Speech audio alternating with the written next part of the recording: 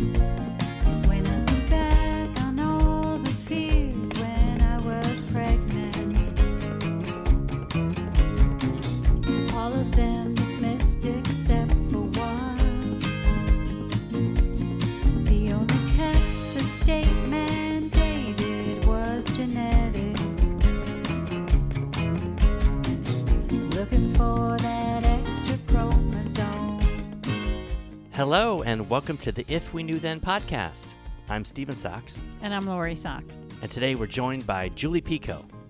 We spoke with Julie about a year ago when her daughter Elyse was about to turn 3. She was 2.5 years old, and she was making that transition from the early intervention to the school system. We just wanted to check back in and find out how her journey has been going. So welcome, Julie Picot.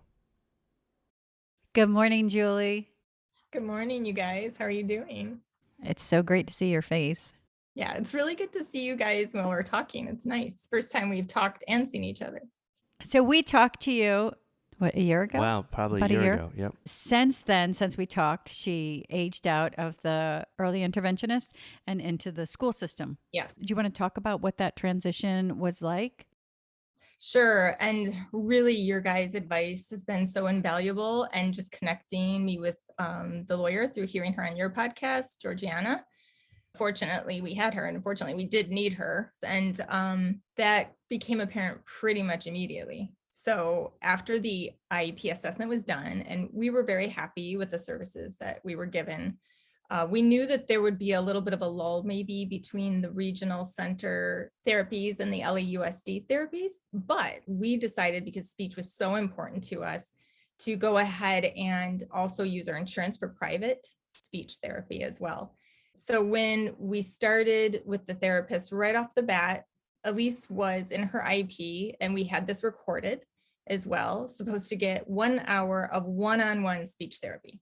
And we made it very clear we didn't feel like group speech therapy was helpful for her at that age, that she'd get her socializing in other ways, but that because we want her being worked with directly on that speech therapy, and she imitates and she mimics a lot, that we felt that was best for her.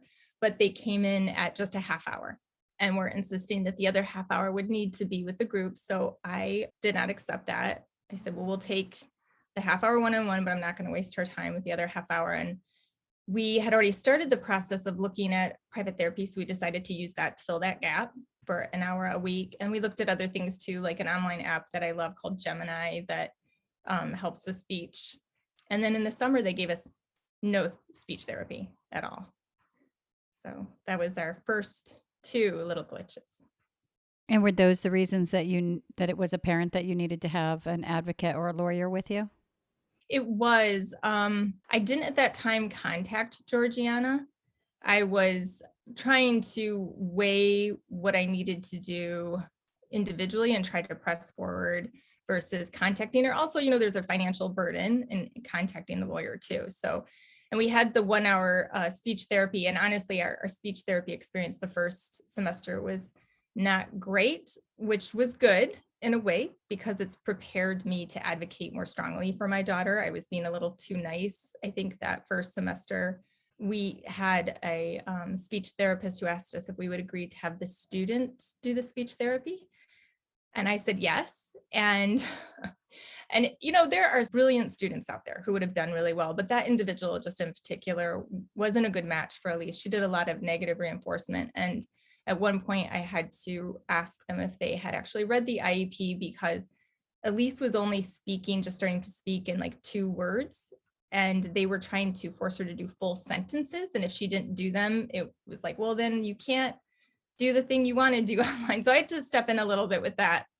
But I also decided, just for her, because this is about her long-term development, I'm not going to accept students stepping in any longer. And it also prepared me just to come into things ready to advocate after that.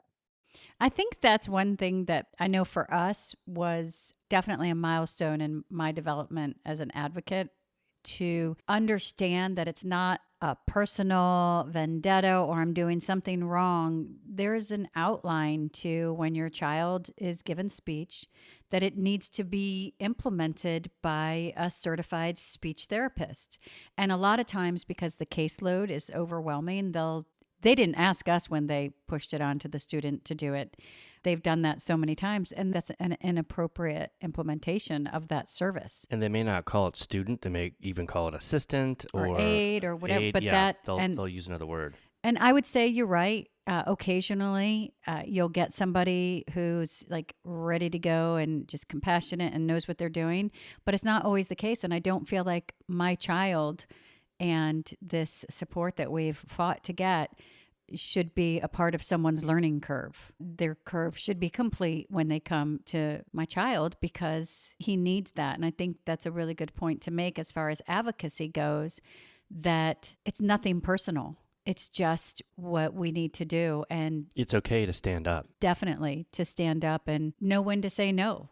Yeah, we always felt like we needed to do things. But I remember at the very beginning, before we actually hired an attorney, I think one of our discussions were, I think I used the words, do we really want to just walk into the IEP and like kick the door open, fired up before we've even really met the team and started a process? And I look back, and I think we said it pretty soon after, but we looked back and said, yeah, that's not a bad way to go in, because you as the parent can still keep the personal relationship with people. You can bring some treats when you come in and some coffee or whatever you like to do, but then you can lay the hard stuff on an advocate or attorney. But you have to know what you want. And that was one of my biggest challenges. And that's a lot of times when I talk to parents is that I don't want to be a pain. I don't want to be the one that's difficult. But that is really not even part of the conversation. The part of the conversation, just doing what's right and creating the support system that helps our children access the curriculum. That's it. That's the only sentence. And you had said it was apparent that you needed a lawyer. What made it apparent? So following this, we transitioned. We were Zoom all this time with Elyse. And so she was receiving her therapies through Zoom. And so I didn't have any communication with principals or being on site. And I didn't know who to go to when there were problems. So even just getting her set up in the system so that we could go in person during the fall was a lot of work on my end, a lot of phone calls and jumping around. And we thankfully had one of the best physical therapists this whole year. We've had the same person, and she's gone way above and beyond. You have a spectrum, right, of people who are helpers. Some don't help at all, and some just go way above and beyond. And she really did.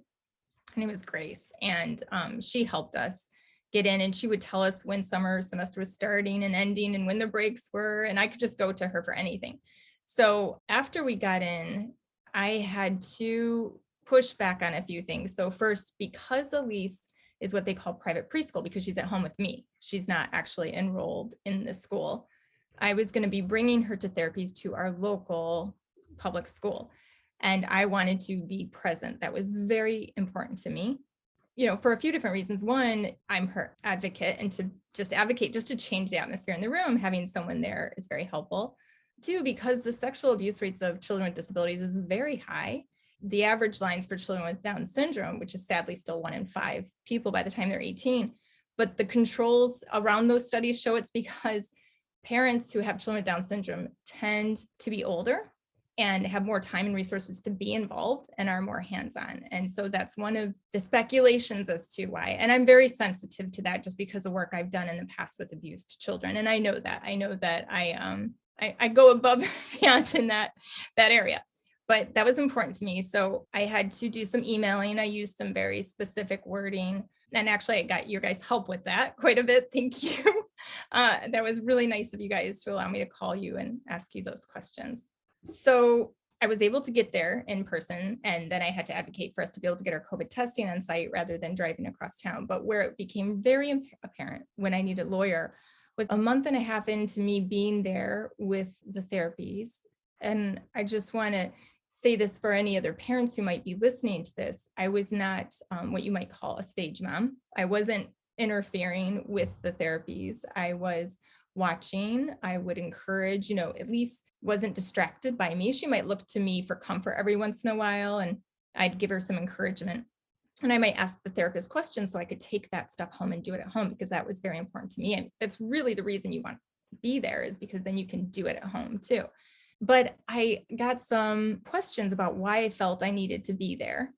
And I had already discussed some of the reasons I felt I needed to be there in the beginning. But as I started to discuss them, one of the things that came up was the sexual abuse rate of children with disabilities. And, of course, I prefaced that with, I do not believe you're going to do that, but I also don't know you to the core. So one of the responses I got was, you're overly sensitive. And I said, well, no, I'm aware. So, and I started quoting stats to her, which she wasn't aware of, but I was wondering where this was coming from. And the pushback kept happening. So then they said the room wasn't safe. It wasn't COVID safe.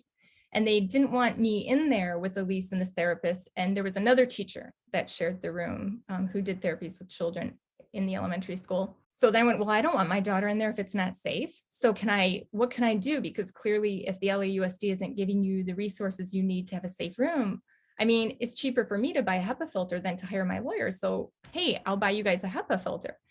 Well, that wasn't the reason. Then the principal asked me if I was fully vaccinated, which I was. And so I told her, and she said, well, you still can't let you in the room. But that wasn't going to happen. I wasn't not going to be in the room with my child. And just the simple fact that this pushback was happening made me even more so want to be in the room. So I had suspected, which turned out to be correct, that the reason I was being pushed out of this room was that the other teacher that was in the room didn't feel comfortable having another adult in there for COVID reasons. Her father had passed away.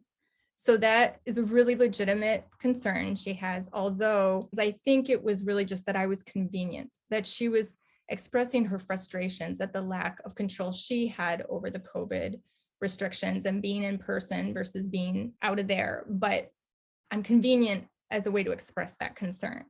As a parent, though, when you have two people going at you saying, well, why can't you just do it over Zoom? And I'm saying, because Zoom isn't reliable. There's a different quality to being in person when you're learning. But you do start to think, am I crazy? Like, am I wrong? Should I not want to be with my 3.5-year-old daughter? But I used the lawyer word, and it all changed. I just said, okay, well, I just need you to know I'm going to have to contact my lawyer because I have a legal right to be with my child during her therapies. And that's when you kind of heard the screeching of the wheels, and they went, oh, you have a legal right? Like, one of them actually said that. I said, yeah, I do. And everything got better from there. And I haven't heard anything since. We spoke when that was happening. We did. And you gave me some great advice and some verbiage to use. I mean, that's the thing. You can't go this alone. I mean, I've said this before, and I will say over and over again, this podcast has been such a lifeline to me. And I know to other people, I really appreciate you guys doing this because you're parents. And we all know as parents how much time that takes, and just all those extra efforts people make. That's a lot of work on your guys' end. And we really appreciate it. We really do. Well, we're benefiting greatly as well because we're learning every As we go, minute we of learn, this podcast. right? Yeah. And we want to share that because there's more information out there for us, obviously. But I think we learn from each other. Like with your experience, there's a new mom somewhere who will know and will definitely get this kind of pushback in one way or the other, and that it does come down to your legal right. And it is so unfortunate that you have to say that. I always ask, put it in writing so I may better understand, so myself and my lawyer may better understand. And then if you don't have a lawyer already, you have what they've written down to go bring to your advocate and lawyer, or just to have, because you can keep that with you. And then when you do go into due process or any of the other steps that you have to take while you're advocating for your child's rights, you have it in writing. And that's the most important thing, is to get them to put it in writing. A couple things we spoke about when they were doing this to you was that if they weren't going to allow you to be in the room, then let's talk about that one-on-one aid that my child should have, so we can start discussing that and have an assessment. That's another thing that will make them screech on their brakes, because now whatever personal reason that they're taking it out on you or trying to control your situation, that just is about to cost them a lot of money. And the one thing they don't want to do is spend money. You know, I would imagine getting you on Zoom is going to be more cost effective for them than to have you there in person in a one-on-one situation. We've heard a lot of pushback from therapists, and I've thought maybe it was because people don't always want a parent in there because they're kind of being watched. But I feel like any confident therapist should be happy for a parent to be in there. First of all, I'm confident enough in my job that you can witness what I'm doing and it's okay. And also, every therapist should have the mindset that they're also teaching the parent to do things. I mean, this is just a couple hours a week. Because you had Caroline for your early intervention. And one of the things, that was great about Caroline and that she even spoke about in our episode with her was that there's so many more hours in that week that can be used supporting your child to reach their goals, whether it be speech or physical or occupational or whatever it might be. So having those tools, and that's something that we can write into our IEP, is to have the tools so that you can implement them at home and to help them so you can support them in reaching their goals. And that's what we do as parents. We've always bounced ideas off of our therapist about maybe what toys to get or what's the best way in this situation, and take advantage of your therapist. They are highly educated people, and also watch what they do and try to incorporate that in what you do during all those other hours of a week. But I think as a parent, when you're advocating, the one thing is we get so afraid to talk back. We get so afraid to stand up. But I just always want to encourage people to remember it's a team, and that's what it should be. We're only as strong as our weakest link. So the conversations have to be there. And to be honest, it's probably within the last year and a half that I've actually started asking the bigger questions and started speaking my truth, because a lot of times you feel like you can't, or you can't say what you're doing is wrong, or I don't agree with you because maybe it's manners, politeness, whatever it is. And it's really just been in the last year and a half that if we're all equals in this room, and it gets to a point that this no longer seems like we're supporting my child, I've called just in the last year, I've called somebody on it and said, I don't understand your hesitation to do what's right for my child, but I want you to know that this is how I feel. And I feel like you're immovable and that you're not really concerned with my child's well-being. And how did they respond? I can't remember exactly. It was like, well, I'm sorry you feel that way. And I stopped and I said, because this had been going on really for a very long time, many violations of an IEP, many conversations where the person just did not want to support Liam in the way that was age appropriate, in a manner that actually utilized those speech minutes to improve his speech. And speech is so huge. Speech is so huge because it's the expressive language. And unfortunately, unless people can understand you, there's so many misperceptions that go along if they can't understand you. They don't recognize that your child's learned sign language to communicate with them. And it's a second language. It's one of the number one traits that any human looks at another human and judges their cognitive ability. And so it's so important for us to participate on an equal level. And for me, that's a constant challenge, because there's this foot that we start off on. And I think it comes down to societal misperceptions and how we receive our diagnosis, just the little things, these little seeds. And we automatically come from this place that we think that we're asking for something special, and we're not. If I could go back, I would come from that place of equality from go, because I think that's the mindset that we have to be. We're all equal members, and the goal is this, and how do we get there? And all those services can be a gift where you go, oh, we're so lucky to have this. Let's say it's not charity. It's not something that is being given to us or to our children. It's a right that is being delivered to them. So we can be appreciative and call it a gift and think of it as, we're so glad we had this person, and tell them how much we appreciate them. But we need to understand as parents that it's a right that we should expect to receive. And also, we should expect that person's going to do the best job ever. We should expect that. You can sense that pretty quickly too. But I think the expectation is we're willing to take, the aid, or we're willing to, I don't even know if it's willing, that we just don't we don't question it, because we just. Yeah, I mean, we don't do that in so many other facets of our life. I mean, there's people that will not go to the hair training studio to get their hair done, when someone is learning to do it with a maybe professional next to them for some of the time, they won't do it because they go, well, I'm not going to make my hair an experiment. And that's your hair. He's saying that because I've gone. Yeah, and we've had to deal with that, right? I have two, and you don't always come out looking right. Right. And there's times, I guess, you try it, but then you go, wait, and this is just your hair. So when we expect a therapy to be delivered, then we expect the best. We expect the need therapy, best. right? Yeah, right. We expect the therapy. And a therapist. That was a very long tangent on a very short point of changing that mindset to where we're equal and advocating. Unfortunately, I find that the words are so important to know, the right words, and having a lawyer, that's what sometimes it takes people to do their job. Yeah.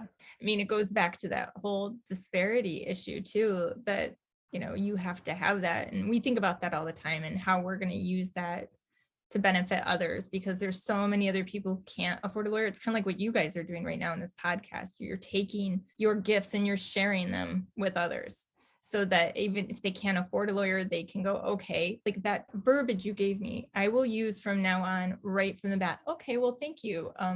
Never heard that before. Can you please put that in writing so I can forward that to my lawyer? Even just that, right? To start the conversation rather than trying to maneuver around the different possible reasons for this being asked and, trying to confront it in different ways, which, everything you guys are talking about is probably the biggest issue for parents, right? That's why it is good to have like a long conversation about it, because it's probably one of the more emotional aspects of being a parent with a child with a disability, because you have to interact with these people to get your child their services, and you don't always get people who have absolutely the best intentions in mind. It's like with any other job, right? Anything from what you do professionally, what I do professionally, to your auto mechanic, to your doctor, there's always the underachievers, right? And what happens when you take your car to a mechanic who doesn't fix it right or tries to charge you for something that's not wrong with it, or lets you go drive it and then you find out that your tube has been taped with duct tape? What, you go back to them and you say, oh, I'm so sorry. Maybe we can work on getting a better duct tape, or you can have, no, you don't. You fire them. Right. You say this relationship doesn't work. Let's move on to get, and you don't necessarily have that conversation with them, but you don't tolerate it, right? You don't tolerate it. You don't go back to the coffee shop who gives you a weak cup of coffee or the wrong order or who's rude to you. There's so many things that you just say, you know what? You don't have to be angry about it. You can just go, oh, well, no, that just doesn't work for me. Like you said, as parents of a child with a disability, there's so many things there. There's so many things with your everyday life, with the diagnosis, with your family, with your child. Maybe there's behaviors, with milestones, with even just taking care of your day-to-day life. Like, that is so sacred. Your life, you have the same right to live your life and enjoy your life. And I think it's so unfair that then we're forced to put all this extra energy into doing people's jobs, being accountable for other people not doing their job, babysitting professionals who don't do their job. And their job has to do with children with learning differences and disabilities. Shame on you for not doing your job. Go work at any other place where you don't have an impact, a permanent impact on someone's life. You're impacting their family and you're impacting that child. You're impacting their abilities, their opportunities that will be given to them in life. So if I could go back, I would just have that confidence of, I always tell you, Julie, I'm like, no emotion. They go into it with no emotion. And you know what they do? The first thing they try to do is work on your emotion. When it was in person, there'd be so many IEPs. They tell you to get there and you sit in the office for 15 minutes while everybody gets around the table. And then you walk in and everybody's set up and you got all your bags and stuff, but everybody's setting up, staring at you, looking. That's a psychological, like, we're not a team. We're clearly not a team. Every time you could be there early, and every time you feel like you're late. Right. And you're let me scramble and get my stuff together fast. So it's not a team. Nobody rushes up and says, let me help you. Mrs. Socks, Mr. Socks, let's make room. You're squeezing in, you're trying to plug in, and it's not a team. and it's not emotional, but they will try to use your emotions against you in any way. We had somebody say, but we love him so much and can't wait to get him back here. We love him. And at the same time, deny a placement for our son. And I was like, that's not love. But they're trying to use that emotion for us to go, oh, they would never do anything bad. So when we can go in there without emotion and just as many facts as possible, and the lawyer definitely, because I have to tell you, having Georgiana by our side, it's a stress relief, right? Even just some of the things where we go, okay, this could either be me writing 4 letters and having them come back with stuff that we know is nonsense and not the truth, but 1 letter from a lawyer and they're abiding by the law. And it shouldn't be that way. But if you don't have a lawyer, then writing those letters, going onto your website for your school district on the timelines are pretty basic, but finding out the timelines of an assessment plan, requesting an assessment plan, how long they have to respond with an IEP, and the different things that are just rights. Unfortunately, we have to do the work. So we have to know what the law is. And then when we ask for something, we have to know what we're asking for. And then we have to, and this is why I know that it's not a team, because then we have to prove why we need it. But once you get past that it's unfair, and if every parent can just say, this is what my child needs, this is why, this is the law. Oh, no, please put that in writing so that I may better understand and pass it on to my lawyer. Always, thank you so much for your constant concern for my child and accessing the curriculum. But knowing that an IEP is a legal binding document, it is not a favor. And then we have a voice, right? I've had this conversation so many times in the last couple of weeks, just speaking to different committees at our school saying, you know what, this is what's happening to our demographic. This is what is happening to our community. And people are, for the most part, shocked.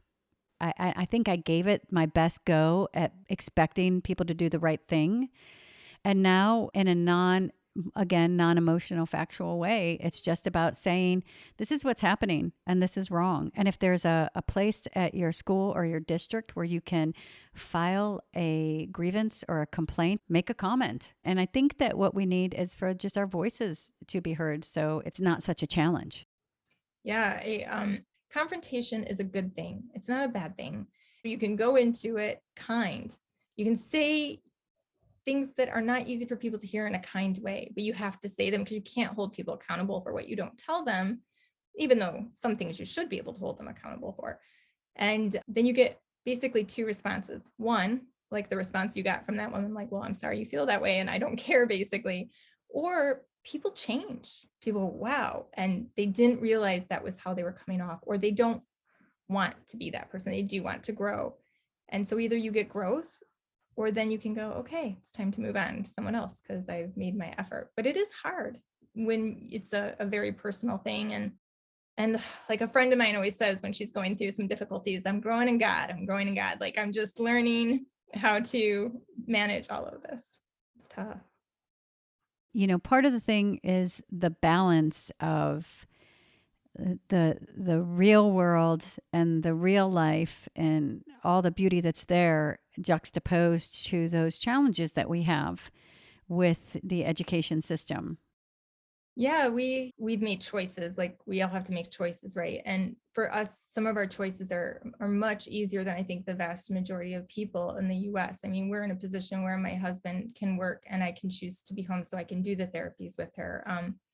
We won't be able to rent the house we would like with the yard because we have to make sure we have the money for a lawyer every year. And, so we're making choices, but still, we always try to look at things in the positive light. I'm still able to be home with my daughter, and there are a lot of people who aren't. So just looking at those privileges and appreciating them. And, there's choices we're making, and I am going to be looking to the future after January, sending her to the same preschool Jasmine was in for 3 half days a week and moving on that way. I mean, it's just been so strange with the pandemic anyways. I can't even call it our normal life, right? It's just very different. But I did have a very interesting situation, a medical situation, which I am glad I had. So Elyse and Jasmine both can do things with their eyeballs I can't do. Like they just, I work really hard, can move one eyeball the opposite direction of the other, but theirs just can like go all over. Aaron's can do this too. But I was getting a little concerned because sometimes we'd be at meals and either of them would have an eye just kind of shoot out. And I was going, oh, I couldn't tell if they were doing it on purpose or not. Jasmine insisted they were. So my doctor referred me to a specialist who's like the best at this, right? And I took them in and they had their masks on because it's a pandemic. He gave them a full assessment. He was going on and on about they had great depth perception, both of them, and they have full control and no, there's nothing wrong there, no odd eye movement, and that they're both a little farsighted. Jasmine was like 1.5. She had been more farsighted previously, so she's growing out of it. And Elyse was 3, right on the line. And he was talking about how when someone's farsighted on the line of 3, they typically don't give them glasses because there's just not enough data information out there, evidence showing that that's helpful, but it's right on the line. And he was kind of wondering. So then he started doing this thing. He kept staring at her and he was like, can you take her mask off? And she took her mask off. He goes, oh, she's really cute. And Jasmine, of course, pulls down her mask. She's like, I'm cute too. And then he gets up and he leaves the room and he comes back and he goes, can I see her hand? And I knew right then what was going on. You know, most children with Down syndrome have a line. She doesn't have it though. So he pauses and he goes, does she, and I go, have Down syndrome? And he goes, yeah. I was like, no, it's fine. Yeah, she does. I thought it would be on the medical paperwork, but she does have Down syndrome, you know, because I think he was worried he would offend me, right? Of course, I'm not going to be offended, but again, it just shows like he doesn't have any close relationships to anyone with a child with Down syndrome. And he then starts to question it a little bit more because children with Down syndrome have low tone and tend to have more issues with their eyesight and stuff. But he said something that was really interesting to me, kind of in his fluster. He goes, oh yeah, I saw the line on her hand. And I didn't say anything. But I'm thinking she doesn't have a line on her hand. And that's why you still didn't know. You know, so many things came into my mind, you know, just back in history and studying that you will find what you look for. So you're not supposed to go in looking for anything. You're supposed to just go in looking for the truth and seeing what's there and putting those pieces together. Because otherwise you will skew the truth on purpose. You will ignore the stuff you don't want to know. And so I just thought, gosh, you know, he just did that. I'm so glad he didn't know she had Down syndrome before he gave her her full assessment. Because what if he came out of that totally different or looking for things that weren't there? So that was a good lesson for me as a mom, and just to trust my gut on things, even with the medical community, which you know that, but you need those reinforcements from time to time. Because, you know, we were talking about this before too. There's no such thing as a good prejudice. You know, there's just not. And every one of us can fall into seeing something or thinking we know more about it than we do. I'm just not going to let anyone ever do that to my daughter any more than I want to allow myself to do that about someone. One of the things that stuck in my mind that you said, and I don't know the words, but when I edit, I'll get it all. But don't look for something, or if you're expecting something, you're looking for that, you'll find it, right? And I feel like that's what happens when the school administration says, this is really what you should do. You should take your child off curriculum. So what we're going to do is we're going to have an alternate curriculum that we build around your child. We look at what your child needs. It sounds great, but to me, you've already preset now a destination for your child. Well, and it doesn't make sense to me. I mean, if the child's in the classroom and they're not being involved, then are they going to get bored? I mean, that's when a kid acts out, right? Like if you're not involved with the rest of the kids or feeling separated. Also, I don't want Liam dictating what he is going to be taught, right? There's no reason why you can't push a child with Down syndrome and say, oh, you know what? This is our goal. We're going to get there. We just need maybe a little more work to get there, or not. But let's not predestine that in kindergarten, first grade. Alternate curriculum is, in my eyes, I think it's good for some people. Like they tried to tell us, well, we just don't want to see Liam get frustrated. Come to my house and watch Sophia do math. That's frustration, right? My conversation is, okay, well, let's make sure we have the right support so that they can access the curriculum, which is his right by law, right? What supports does he need? Because he's shown that he has the cognitive ability to learn. What supports does he need? When they pull him off curriculum, I think it makes them not accountable. That's how I see it. They're not accountable. It's like kindergarten, doesn't matter what you learn. First grade, you're all good all the way up. And that's why people look, he's hitting all his goals or her goals, but we set the goal totally reachable. and then you're always going to get them, and so everyone looks good. Yeah. And so everybody looks good. But what happens is then they graduate from high school with no education, may not even read. Yeah. So what's the quality of life there? How can he get a job? How can he be a And functioning then it's put on member? that child. Then it's It's on put the on child. the adult now. Then it's put on the chromosome. And then it's fruition of what they always believed See, that told you. Down syndrome was. But it isn't. It's funny you say that because the same thing happens with kids with dyslexia often, right? Or did when I was younger. And I think I told you guys this before. I had severe dyslexia. I mean, you could hang my page up in the mirror, my mama said, and read it backwards. And I remember, the first like 4 to 5 years of my elementary school life, they would separate me. They'd put me in a room and basically babysit me. I was bored out of my mind. They took me off curriculum. And what they didn't realize was that was the worst thing you could have done for me, because everybody learns in a different way at a different pace. And I finally got a teacher. So and I was really good at math. I could do things, but once I was, I think in 3rd grade, you had to read your own directions. And I couldn't do that. And I don't even know that I couldn't have done it, but you're told so often that what you're doing is wrong that you just kind of stop trying, right? And then in the 5th grade, I had a teacher who broke the rules, and she'd come over and whisper the directions to me in math, and I aced all my math again. And someone talked to my mom, and she decided, okay, well, we're going to stop sending her, to these pull out of the classroom during reading, and they're giving me 1st grade, 2nd grade books. So I got a 1st grade reading comprehension level, and she bought a bunch of books for me, like White Fang by Jack London, and a bunch of these books and I remember trying to read it with the words kind of floating on the page. And I remember coming out to her and she'd be like, I can't read it. Like every time I get a sentence down, then I can't. And she's like, just don't worry about it. Keep it. I think I read that first paragraph like 5 times, and then I read the whole book. And then I read like every book I could get my hands on. And by the time I was in the 6th grade, I had an 8th grade reading comprehension level, but I was way behind on understanding what is punctuation, what is this, what is that. It took me a while to catch up. I would say I don't think I fully caught up until I was like at the end of my high school year. Like most people wouldn't probably notice, but I can look and see but I feel like it's so much the same thing. Like those adaptive resources, like you guys said, calculators, spelling words, but it doesn't have to be 20. It just has to be 10 with the same sounds. Those are the things like I'm really listening to you guys about and picking up on, because if they had done stuff like that for me, where they had kept me in the classroom, but found adaptive ways, so like as I'm learning to read and keep me on curriculum, because I probably would have been more interested in wanting to read those books and figured that out earlier, whatever my brain was doing, right? Rather than being separated. And then you just kind of give up too, right? At school, it's just not as interesting. You just don't care as much because you're being told all the time what you're doing isn't like everyone else. But I really pay attention to that. And that's something I'm so glad I went through now, because I have Elyse. I think about like that spelling words, man, then now we fast forward to where Liam is, and there is no spelling test anymore. It's just not a thing they do. They don't do spelling words, spelling tests. They'll do vocabulary words and stuff.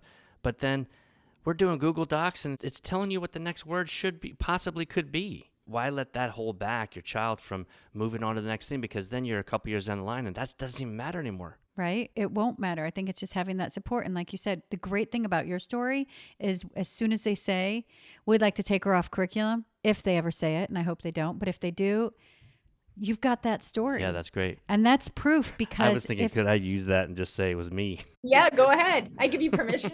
But that's the truth. You're living proof of what would have happened and how you had this ability, but you just didn't have the supports. Right. And if that teacher wouldn't have helped you, and your mom wouldn't have gotten you those books and supported you, then they would have let you ride the wave of their expectation of you, got you out, and you wouldn't have reached your potential. Right. Do you guys want to meet Elyse? Oh, is she there? She's here. She's out there making noise. Oh, Yes. Oh, here they come. Guys, Hello. Hi, how are you? Hello, family. You want to say hi, Elyse? Hi, Hello. Can you say hi, Lori? Holly, Hi, Stephen. Dancing. There you go. Oh my That's a gosh, hard, your oh my speech is goodness. amazing. Yeah, her speech is fantastic. Good job. are we Give good? these back to Okay, you. Yes. let's go finish our looks. Nice to see you. Hi guys, nice to see you. Oh my gosh, she's adorable. Her speech is great. She's doing really good. So I'm learning her learning pattern. So like with Jasmine, it was kind of like a hill climb, right? It was just diagonally always going up. And with Elyse, it's like, I feel like we're teaching, and it's kind of like a straight line, and all of a sudden, boom, like it just jumps up. So like she came out the other day singing, and she's saying Twinkle, Twinkle, Little Star to us. And we were like, we didn't know you could do that. We had no idea. So of course I'm videotaping it. Do you want to talk a little bit about figuring out her learning pattern? Because I think that's something that as parents, milestones are huge for any parent, and then they tend to weigh more on us. And there's always that question, will they, will they, will they? And I love that you said we're learning her learning pattern. We're figuring out her learning pattern. Yeah, we're trying to. I've listened to a lot of your podcasts, and you'll have to remind me. I'm sorry. It was in British Columbia. You had mentioned that one to me. It was the two women from a Down Syndrome Resource Foundation. Yeah, I loved that. Like you guys were talking about the tools in that as well that you can use, and the visuals, and why visuals. Like if you have a picture of a cat and you're doing a spelling test of a cat, that just gives them that ability to not have to remember what they were supposed to remember on top of trying to spell it. So learning things like that, looking out ahead to try all those different things with her and see what works with her. With the first child, I feel like I was always pushing, right? And I think this is a very typical first, second child thing. The first child pushing the second child. I'm just not worried. Okay. I'm just like, you're going to get there. And I feel like I'm doing that with Elyse. And then sometimes I have to stop myself and say, no, you need to learn, because she learns differently from Jasmine. And I don't want to just become complacent and not give her all the best opportunities that she can have. But I do find myself kind of slipping into that second child parenting where it'll come. But that's inclusion, isn't it? That's inclusion. It'll come. As parents, we do put a different pressure on ourselves. What I started doing with our family, I said, okay, we'll wake up and what are we practicing today? Because that's what's going to be what we create, right? What are we going to practice today? I'm going to practice exercising. I'm going to practice my cello. I'm going to practice whatever it is to create and take that pressure off, like every day, make it into that. So it doesn't have this, for me, this overwhelming thing. I can't tell you how many times that I felt that failure, more so with Liam, that, I've given up. And it's so heavy. It's like, what? No, you haven't given up. You're a human, not a robot. And you took a breath, or you ate a meal, or you trusted where they were going, or, you have to do, like, you can't, I guess like when you make cupcakes and you're going to fill them with like the cream filling, like you fill some and then you have to see how high it is before you add more and do the decoration. It's the same thing with any kind of input. You put it out there, you have to let it breathe a little bit to see where you are, to allow Liam to show us where he is. Because I think about how hard he works. Everybody in this house knows he's the hardest working person in this house. And there have been times when he does do something that we'd been working on so hard and that I think that I gave up on. But did I really give up on it? Or did I just allow him a moment to absorb it and become? Well, sometimes that's the benefit of being the second child. Both of our second children have Down syndrome. But that doesn't mean that we have to put that extra pressure of what we might not be doing for that second child. That they have to experience that in their life too. And there's benefits and maybe pros and cons maybe to that. I was an only child, so it's hard for me to say, but there's definitely not the pressure on neurotypical kids' parents. It's a joke. They'll be like, I just had 6 kids, so that one can take care of that one. Right? But like you have this pressure. Walking around right? eating dirty cookies off of the floor. Like, I think that's just an example of inclusion, that you give yourself that grace and ability to let it be what it is. And as a parent, you're always going to do your best. Yeah. Yeah, I do feel like there's a huge blessing in having her as my second child, just because it reduces the unknowns, because you already know certain things. Like she's 3.5 and she's lots of no's, lots of like sitting down and refusing to go. And it's easy for me to go, okay, I remember this. Jasmine went through this. It took a year. I'll survive it. This is typical, right? Like this is good. Get past it. Or if you were a new parent, a first time parent, you might wonder, is this okay? Is this typical? Is it not? And then if you don't have the right resources or people around you to go, hey, it's okay. They're going to grow out of it. It's going to be okay. Then you might overthink it. And then, yeah, I think you're right. Sometimes I feel like I'm not pushing her as much as Jasmine. And maybe that's, not a benefit, but maybe it is because she's just finding her own way. Why do you think you don't push her as much as Jasmine? Because it's not as exciting with the second child.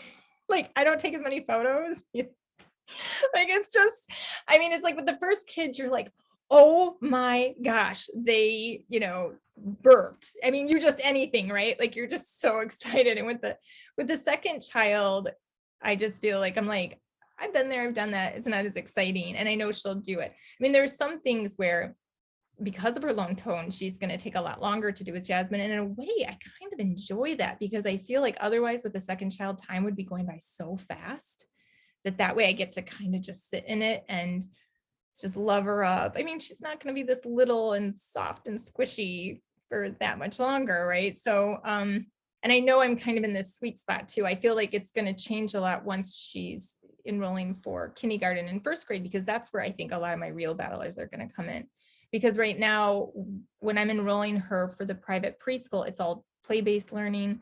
No one's going to fight me on curriculum. No one's going to, tell me that she can't do this or that. Because I know these women and I know that they're going to really treat her as an individual. But I'm ready that when she's entering kindergarten and first grade, that I have to be on top of that. And it's so helpful listening to you guys about that stuff, like keeping her on curriculum, like hearing you guys say that. It's like, that's what my expectations are going to be, unless for her, she can't. But otherwise, those are my expectations. And it's like the story you guys had with forgive me if I pronounce his name wrong, but Asad Isa. My daughter can have a daughter. That's a huge difference in my mindset when I was, first pregnant and figuring this all out and thinking I remember watching, someone had sent me a link to a show on TV where a mom is having a conversation. She didn't send it to me for this reason, but the mom just happened to be having a conversation with her daughter with Down syndrome about why she shouldn't have children.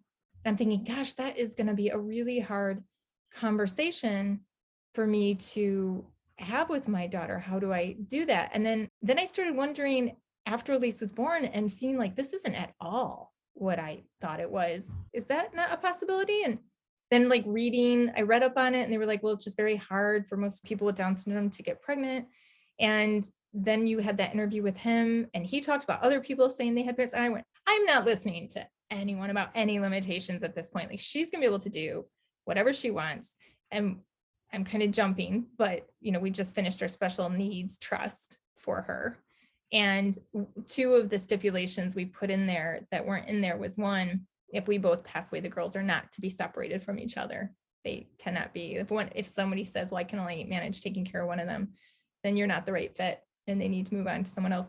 But also that when Elyse is older, that she is not allowed to be put into an institution or a group home. Some group homes work good for some people, but for her, I want her to have as much independence as possible. No curfews, no, you can't bring your boyfriend up to your room. I want her to have as much as she can.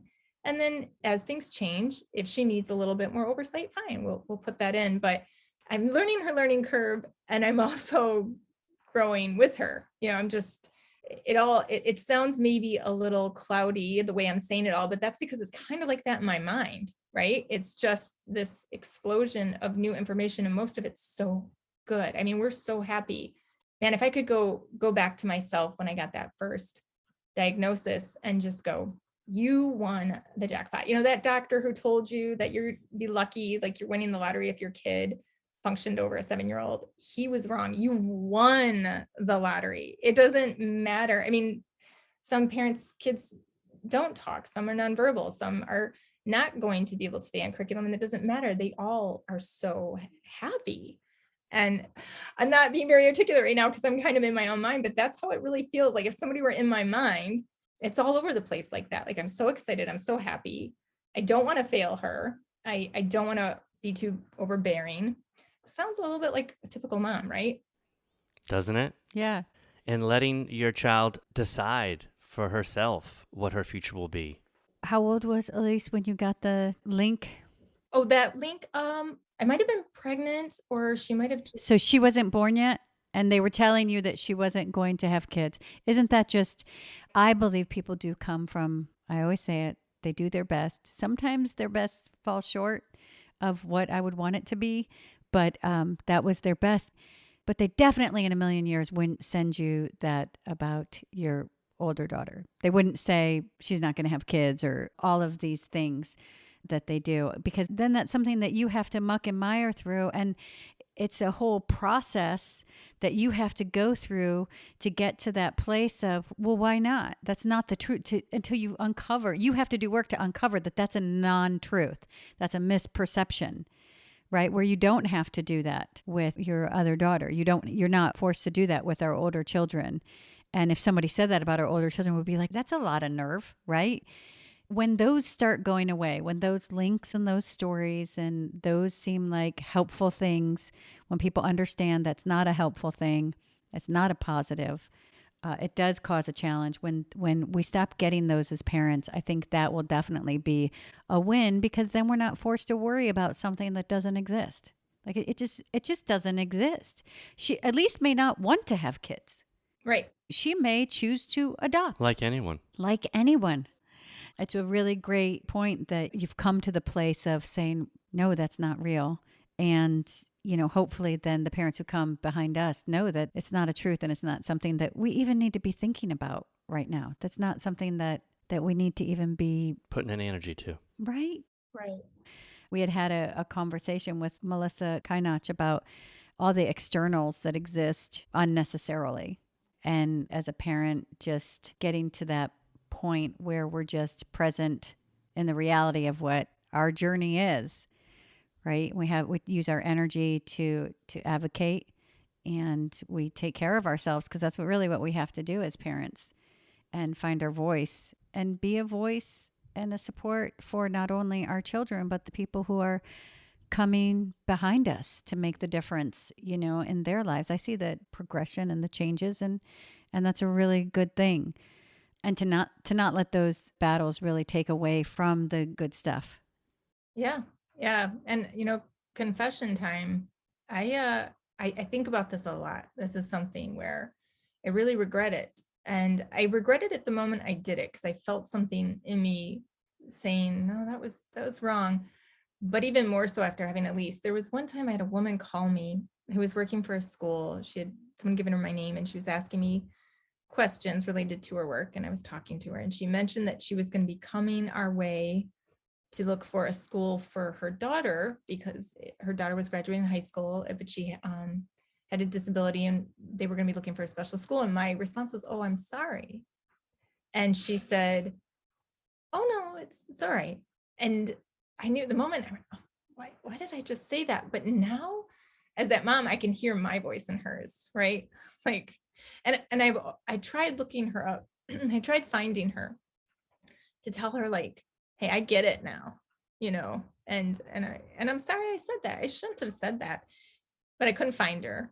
One day, I'm sure I'll run into her somehow, but I try to remember that about giving grace, right? As much grace as I've been given in my life, what the times I know of it and the times I don't know of, I try to give grace and think people are coming from the best place possible, but also not putting up with it, Yeah, because we're changing the story. People only know the story, and it goes back to when you actually have to put in a living trust, do not put my daughter in an institution. I'd be surprised if there were many parents of a child that was neurotypical who would have to make that stipulation. And that's a concern, because it was historically, it's real, and it's where a lot of this stems from. And also I think of that mom when her daughter was born, what she had gone through, right? What was her journey, and what had she carried with her? I've always wondered where these stereotypes come from. Why do people think the happiest people ever when they're these full human beings? I get what you're saying. It's a different love. It's an unconditional love with no agenda. That's the only way I can explain Liam, is that he just has no agenda.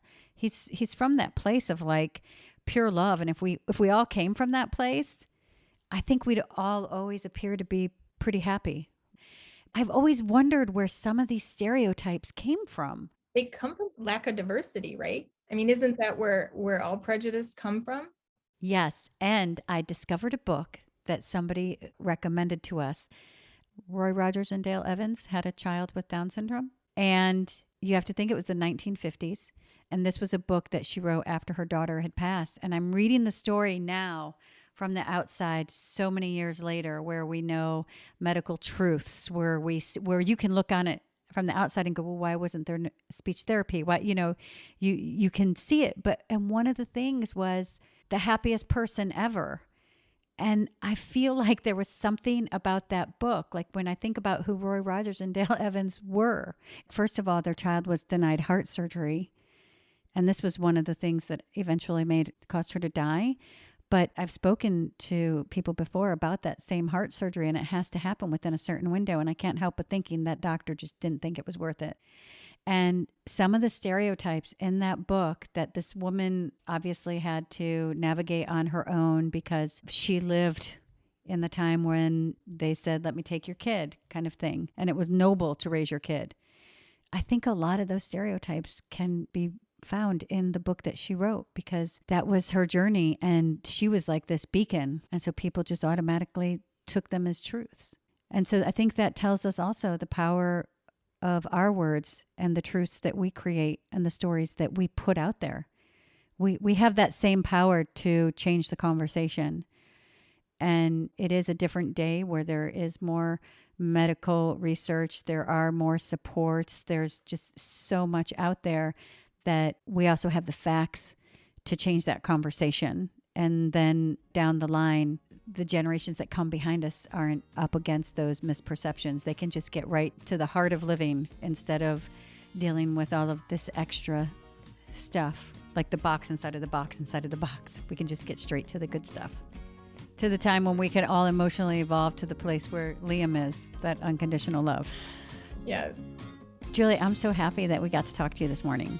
Thank you. It was a lot of fun. I can't wait to meet you guys in person one day. Oh, that'd be great. Yes. Please follow us on Twitter at If We Knew Then Pod, and you can drop us a line on our Facebook page at If We Knew Then Pod, or visit our website, ifweknewthen.com, to send us an email with questions and comments. And you can join our mailing list there and get alerts of future podcast episodes. All these links will be added to this episode's show notes. Thank you again, and we look forward to you joining us on the next episode of If We Knew Then. Chromosomes.